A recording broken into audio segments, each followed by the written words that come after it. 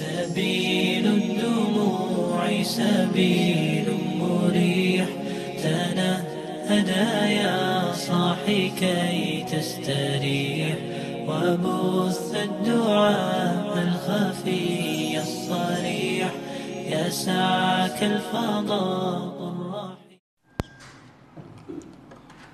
السلام عليكم ورحمة الله وبركاته.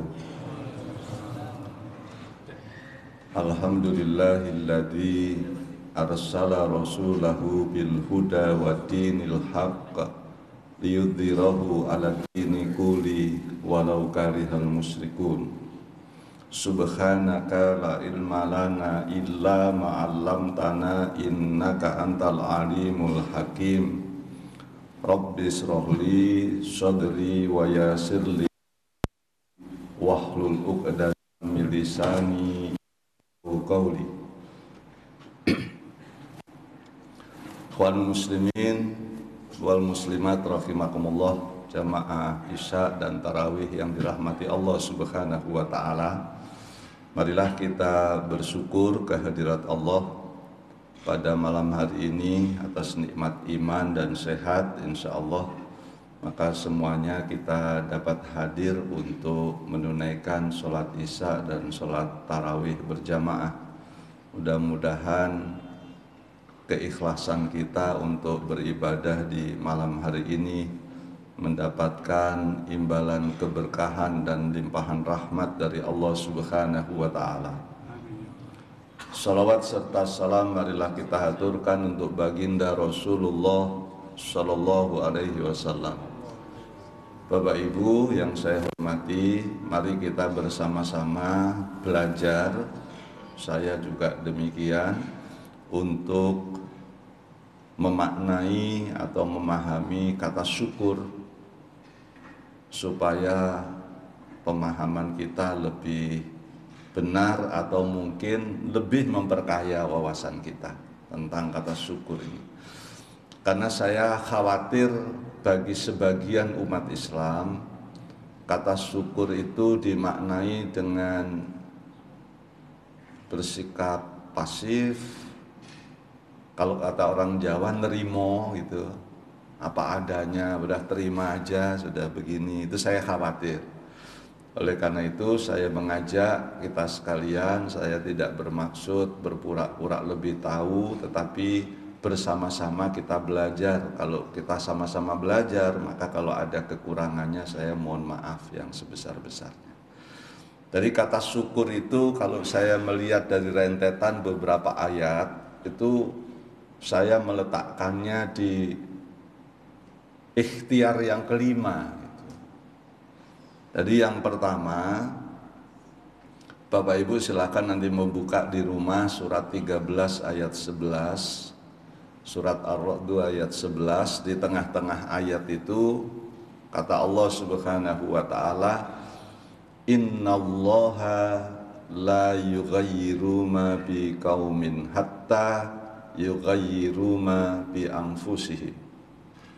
Terutama untuk saudara-saudaraku yang usia produktif, yang masih kuliah, yang masih siswa atau bekerja tapi usianya masih produktif di bawah 50 tahun.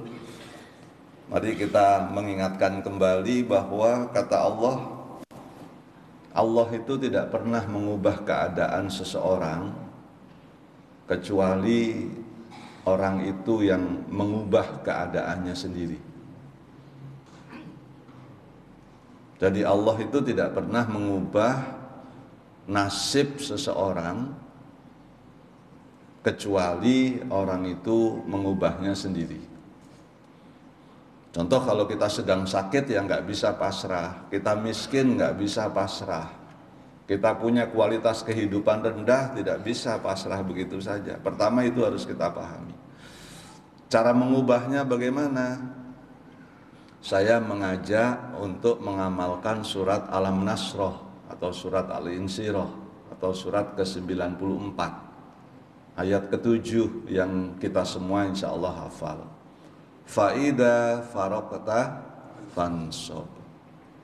Nah, cuma kalau kita nggak tahu artinya, saya tidak ahli bahasa Arab, tapi berupaya memahami artinya dengan membaca tafsirnya jika perlu. Tadi asbabul nuzulnya ayat ini adalah ketika Rasulullah SAW selesai berjihad, ya, berjuang, kan capek itu kalau habis berjuang, mau duduk-duduk dulu istirahat. Waktu sholat masuk, Allah bilang, Muhammad, kalau kamu sudah selesai dengan satu urusan, dengan satu pekerjaan, sudah selesai nih, maka segera kerjakan urusan yang lain dengan sungguh-sungguh. Ini artinya apa? Umat Islam itu harus produktif. Tidak boleh banyak ngobrolnya habis sholat subuh, ngobrol panjang, kecuali pensiunan. Kalau pensiunan boleh Pak, PNS itu masih terimalah 3,8 juta walaupun pensiunan. Ngobrol lama nggak apa-apa, tapi kalau bukan pensiunan jangan. Tapi kalau pensiunan boleh, namanya juga udah pensiunan. Tapi ayat ini banyak orang Islam tidak memaknainya dengan benar. Dia tahu ayat ini tapi tidak dimaknai dengan benar.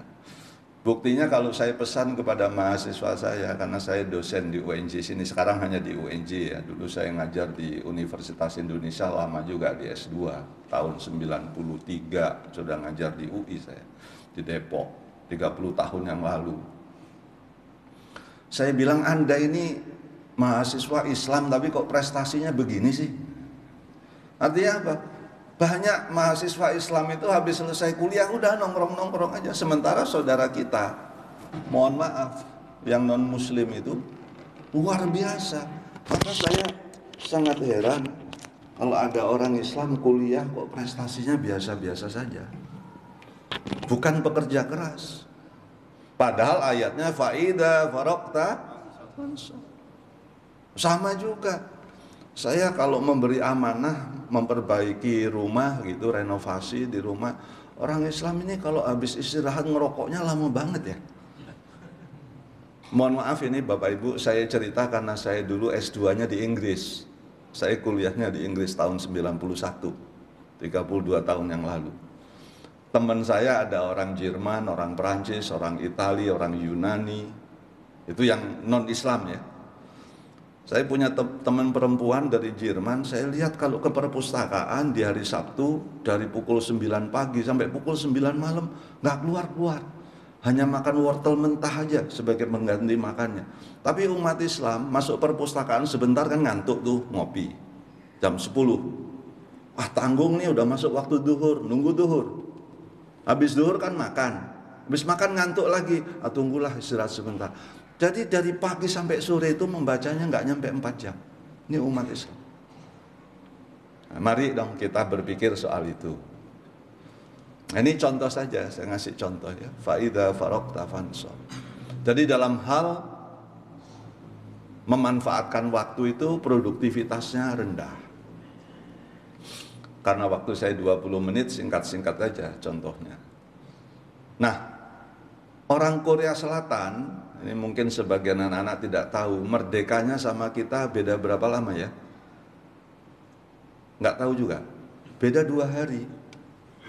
Korea Selatan tuh merdekanya tanggal 15 Agustus, tahunnya sama. Kita tanggal 17. Tapi sekarang tingkat kemajuan Korea Selatan itu 20 tahun di depan kita. Dia itu hanya mengerjakan faida farokta fansor. Di sini saya yakin Bapak Ibu banyak yang sudah keluar negeri. Saya alhamdulillah Jerman, pernah nginep 10 hari di Bremen, ke Hamburg, ke Berlin, Frankfurt, semua sudah. Pernah nginep di Skotlandia 8 hari, pernah nginep di Prancis, di Belanda, di mana. Ini negara-negara yang tidak pernah berdoa kenapa bisa maju. Sementara kita punya resources yang ketiga. Kalau mau maju, wa ila rabbika farghab. Sandarkan harapanmu kepada Tuhanmu. Jadi jangan cuma berdoa tapi lupa mengamalkan faida farokta fansor. Jadi sebelum sampai kata-kata bersyukur itu, mari kita pahami bahwa nasib kita itu ada di genggaman tangan kita. Caranya kerja keras, produktif, tuntas, berkualitas, doanya sungguh-sungguh.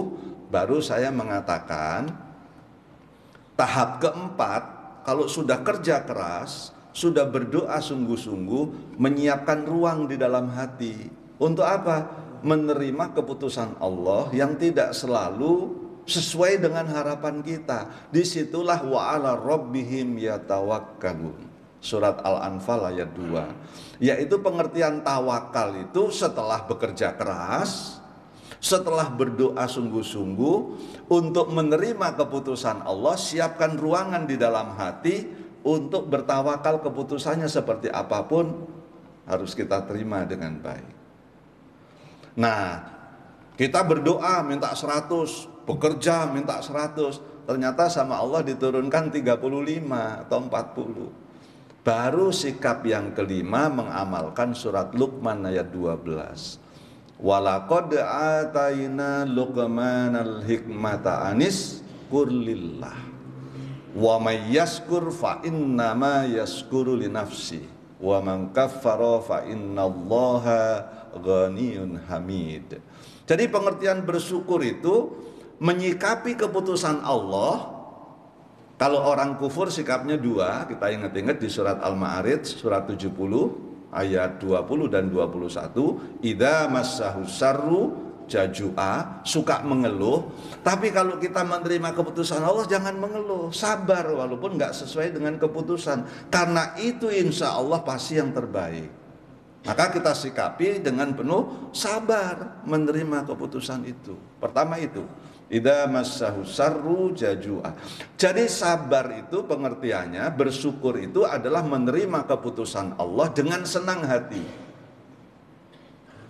Lalu yang kedua, menyikapi keputusan Allah dengan penuh syukur itu, meskipun kita minta 100, turunnya 40, harus disikapi dengan jangan seperti sikapnya orang kufur nikmat. Wa idza massahul khairu manua. Kalau orang kufur pelit, kikir.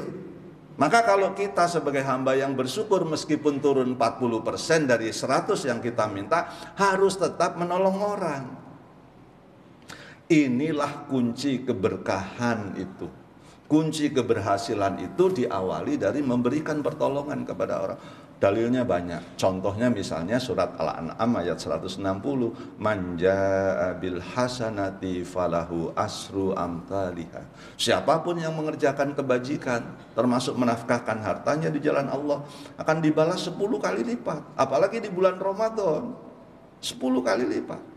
Al-Baqarah 261 sampai 700 kali lipat, insya Allah. Nah, ini penutup ya. Kalau kita mempunyai sikap seperti itu, pengertian memaknai bersyukurnya, kita akan diberi 4 kebaikan dalam hidup kita. Pertama, surat An-Nahl ayat 121. Syakiral li an'umi ijtabahu wahadahu ila siratim mustaqim. Kalau orang itu sabar menerima keputusan Allah, saya sabar menerima keputusan Allah, dan dia selalu berbagi meskipun keputusan Allah itu enggak turun 100%, maka kata Allah kita akan dipilih untuk selalu diberi hidayah, dibimbing ke jalan yang lurus. Nah, An-Nahl 122 berikutnya kebaikannya, wa atainahu fid dunya hasanah. Jadi kata Allah, kalau kita memaknai syukur seperti tadi, maka dijamin oleh Allah hidupnya baik. Karena menerima dengan senang, tetap berbagi, menolong orang, hidupnya menjadi baik. Dan yang ketiga di surat yang sama, wa innahu fil akhirah la minas sholihin. Tidak hanya di dunia kata Allah, orang-orang yang bersyukur seperti tadi ya, kerja keras, berdoa, tawakal, baru bersyukur, memberi pertolongan kepada orang. Nanti di akhirat kata Allah, orang-orang yang seperti itu akan dikumpulkan dengan hamba-hamba Allah yang soleh-soleh, soleh dan soleha. Jadi tidak hanya di dunia. Kemudian yang keempat ini populer ya, ayatnya surat Ibrahim ayat 7 kan populer, yang sering disingkat la in syakartum la azidannakum, ditambah. Tapi jika tidak, nah penutupnya ini boleh dilihat surat An-Nahl 112. Jadi kalau kita menerima keputusan Allah ini mengeluh, lalu karena nggak sesuai dengan harapan nggak jadi beramal, nah, nanti terjadi surat An-Nahl ayat 112. Apa yang dikatakan Allah? Libasal ju'i wal khaufi bima kanu yasnaun. Nanti Allah menjadikan pakaian ketakutan dan kelaparan, kekurangan dalam hidup kita. Karena kita jadi orang pelit. Lalu waktu masih sekolah malas, nggak berprestasi, bolos, apalagi baru tadi malam atau 2 hari yang lalu jalan layur ini, malam pertama Ramadan tawuran ini, jalan layur ini. Gimana itu? Baru hari pertama Ramadan sudah tawuran. Mudah-mudahan tidak ada anak orang Islam. Kalau ada, maka ini kalau saya teruskan panjang, pendidikan kita ini 3 harus diperhatikan. Pertama adalah pendidikan keluarga, informal education. Jadi pendidikan keluarga itu sangat menentukan kualitas anak-anak kita. Mereka butuh keteladanan, ya, butuh komunikasi, butuh makanan halalan thayyibah, ya. Jadi banyak sekali. Tapi itulah kira-kira yang kita bisa pelajari pada malam hari ini bersama-sama. Mudah-mudahan Allah senantiasa memberikan hidayah kepada kita sekalian. Allah memberikan kekuatan lahir dan batin, dan yang paling penting Allah memberikan kekuatan untuk mengamalkan ayat-ayat yang sudah kita pelajari. Billahi taufiq wal hidayah. Assalamualaikum warahmatullahi wabarakatuh.